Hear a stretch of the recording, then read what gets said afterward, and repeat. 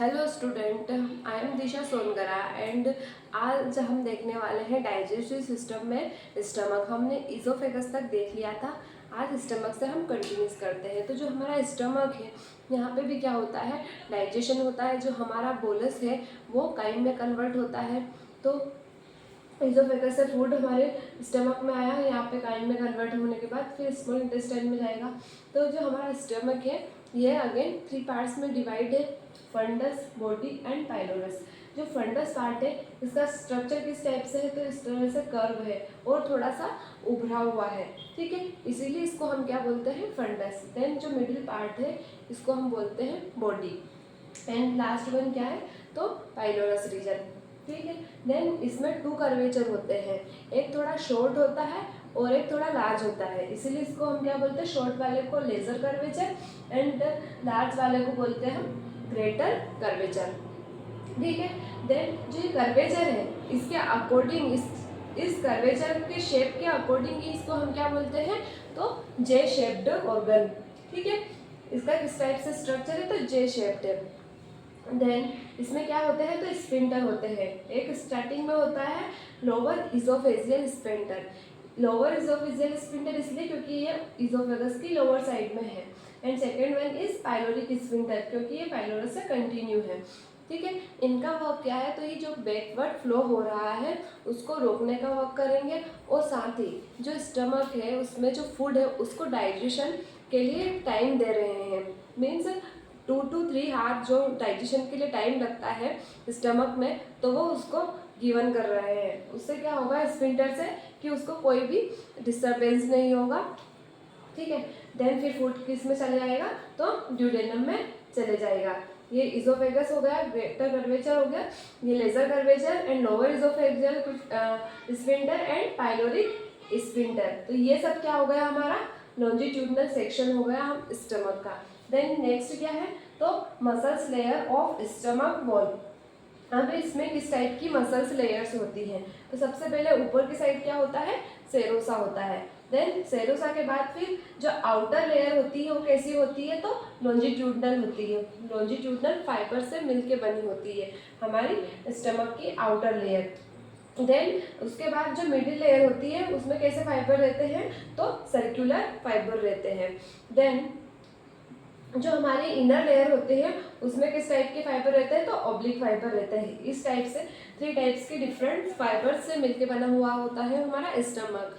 किस लिए, तो जो उसकी चर्निंग एक्शन है उसको स्ट्रॉन्ग बनाने के लिए, जो फूड है वो अच्छे से डिजोल्व हो सके, अच्छे से मिक्स हो सके, ठीक है।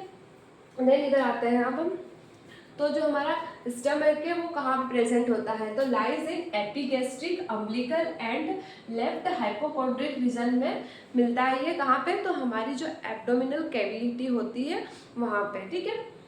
Epigastric, umbilical and left hypochondriac region of abdominal cavity. Then अब इसका जो अरेंजमेंट, जैसे मैंने यहाँ पे बताया कि जो अरेंजमेंट है मसल्स का, ठीक है, ये क्यों जरूरी है, तो ये क्या कर रहा है, पावरफुल चर्निंग एक्शन प्रोवाइड कर रहा है, ठीक है। जिससे क्या होगा, तो गैस्ट्रिक एक्टिविटी और साथ ही जो पेरिस्टैटिक मूवमेंट हो रहा है वो स्ट्रोंगली हो सके। पेरिस्टैटिक मूवमेंट मीन्स जो फूड है वो आगे की ओर एक तो पास हो जाएगा, ठीक है, और साथ ही जो भी इसमें गैस्ट्रिक एक्टिविटी हो रही, जो भी एंजाइम हो, जो भी जूस है, वो सब अच्छे से जो हमारा फूड है उसके साथ मिक्स हो सके और जो डाइजेशन की प्रोसेस है वो अच्छे से हो सके। Then gastric juice and function of stomach, तो जो हमारा गैस्ट्रिक जूस है, ठीक है, तो जो हमारा जब ये हमारे स्टमक में रहेगा, मीन्स जो फूड है, तो ये टोटल कितना हो जाएगा 1.5 लीटर और इससे भी ज़्यादा हो जाएगा। मीन्स जो स्टमक है उसकी साइज एक जैसी नहीं रहती, वो वेरी करती है। जब वो एम्प्टी होगा हमारा स्टमक तो उसकी साइज वेरी करेगी, देन जब फुल होगा फूड से तो उसकी साइज वेरी करेगी। तो जब हमारा स्टमक फुल होगा फूड से तो 1.5 लीटर भी हो सकता है या फिर उससे ज़्यादा भी हो सकता है, ठीक है, in adult after a heavy meal, एक हैवी मील के बाद। देन नेक्स्ट क्या है, तो contraction of muscles generate churning action, ठीक है। तो ये जो मसल्स का कॉन्ट्रेक्शन हो रहा है, इन मसल्स का कॉन्ट्रेक्शन हो रहा है वो क्या जनरेट कर रहा है, चर्निंग एक्शन। और वो क्या कर रहा है, तो जो हमारा बोलस है, ठीक है, ये यहाँ तक क्या था, वो बोलस था इजोफेगस तक, और फिर स्टमक में आने के बाद फिर वो किस में कन्वर्ट होगा, तो काइम में कन्वर्ट होगा। तो जो ये बोलस है उसको भी ब्रेक करना पड़ेगा और मिक्स करने पड़ेगा किसके साथ, तो गैस्ट्रिक जूस के साथ। और उससे क्या बनेगा, एक थिक और हाईली एसिडिक सेमी फ्लूइड मास बनेगा। ठीक है, थिक बनेगा और हाईली एसिडिक, क्योंकि स्टमक में क्या है, तो HCl है। तो HCl के साथ जब वो मिक्स होगा तो वो कैसा हो जाएगा फूड हमारा, हाईली एसिडिक, और किस में कन्वर्ट हो जाएगा, तो वो काइम में कन्वर्ट हो जाएगा। ठीक है, देन फिर वो अगेन कहाँ जाएगा, तो वो ड्यूडेनम में, या फिर बोल सकते हैं हम स्मॉल इंटेस्टाइन में आगे की ओर ट्रांसफर होगा।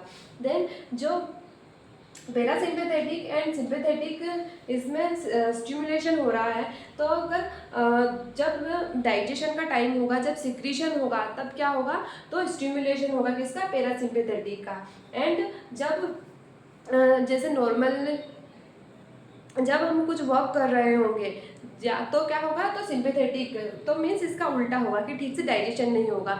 जैसे हम बात करते हैं कि जो पैरासिम्पेथेटिक ये कब वर्क करेगा, तो इसमें क्या होता है, रेस्ट होता है। ठीक है, रेस्ट होता है मीन्स हम आराम करते हैं, कोई काम नहीं करते हैं, तो उस टाइम पे क्या होता है, जो हमारा डाइजेशन है वो बहुत ही ज़्यादा फास्ट होता है। अगर डाइजेशन फास्ट होगा तो जितने भी एंजाइम है, जितने भी जूस है, जितने भी सिक्रीशन है, उनका स्टिमुलेशन भी ज़्यादा से ज़्यादा होगा। तो उस टाइम पे क्या होता है, जो हमारा पैरासिम्पेथेटिक नर्वस सिस्टम है वो एक्टिव रहता है। और वहीं मान लीजिए हम कहीं भाग रहे हैं, कहीं भाग के जा रहे हैं, तो क्या होगा, एक फाइट और फ्लाइट वाला एक्शन आ जाएगी इसमें कि हम रनिंग कर रहे हैं। तो उस टाइम पे क्या होगा कि जो हमारा डाइजेशन है वो एकदम रिड्यूस हो जाएगा, जो सिक्रीशन है जूस का वो सब स्टॉप हो जाएंगे। ठीक है, तो ये किस में आ जाएगा, सिंपेथेटिक में। तो जो पैरासिम्पेथेटिक है वो स्टिमुलेट होगा किस में, डाइजेशन के टाइम पे, वही बताया इसमें। और जो सिंपेथेटिक है उसका अपोजिट एक्शन हो जाएगा। ठीक है, तो ये क्या था हमारे गैस्ट्रिक जूस के फंक्शन एंड एक ये स्ट्रक्चर था। देन अब नेक्स्ट हम देखते हैं। Thank you.